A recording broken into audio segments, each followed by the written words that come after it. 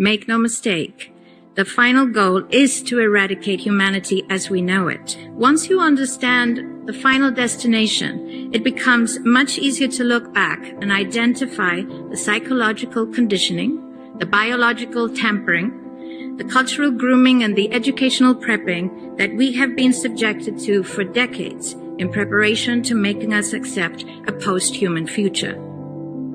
It takes a lot of physical and psychological abuse to get an intelligent species like ours to agree to its own extinction. Most, if not all, that has transcended in the last 60 years was designed to get us closer to accepting such a dystopian reality. Whether you care to accept it or not, we live in a hyper-controlled matrix where our perception of reality is meticulously planned, managed, and executed in order to control and steer us in whichever direction they wish. And the direction is a post-human world.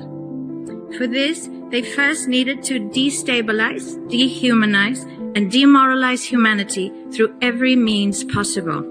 The destruction of the nuclear family, children being indoctrinated by the state, abortion, the eradication of God and spirituality from education, life in megacities and away from nature, toxic food, air and water, social media, replacing real human connection and interaction, engineered financial crisis and taxation, endless wars and massive migration, stress, anxiety, depression, drugs and alcohol, constant fear-mongering, moral relativism as the new religion, and I could go on and on about how humanity has been influenced and forced to move away from all the things that give us strength, security, purpose, and meaning.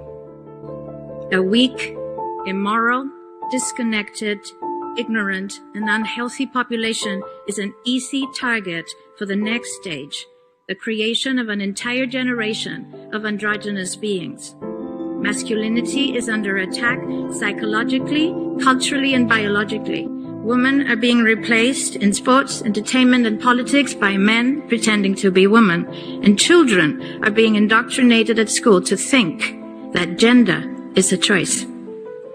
The transgender movement is not a grassroots movement. It comes from the top. It has nothing to do with people's freedom of expression, sexuality, or civil rights.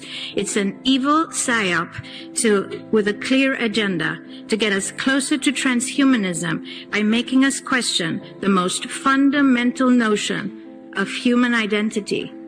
If you don't know who you are, if you already identify as a hybrid between a man and a woman, you will be easily convinced to become a hybrid between human and machine. Gender ideology is the 2 + 2 = 5 from George Orwell's 1984 dystopian novel.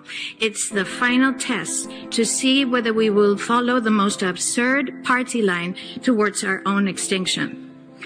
But 2 + 2 = 4. And no matter how you choose to dress, call yourself, or change your physique, will not change that.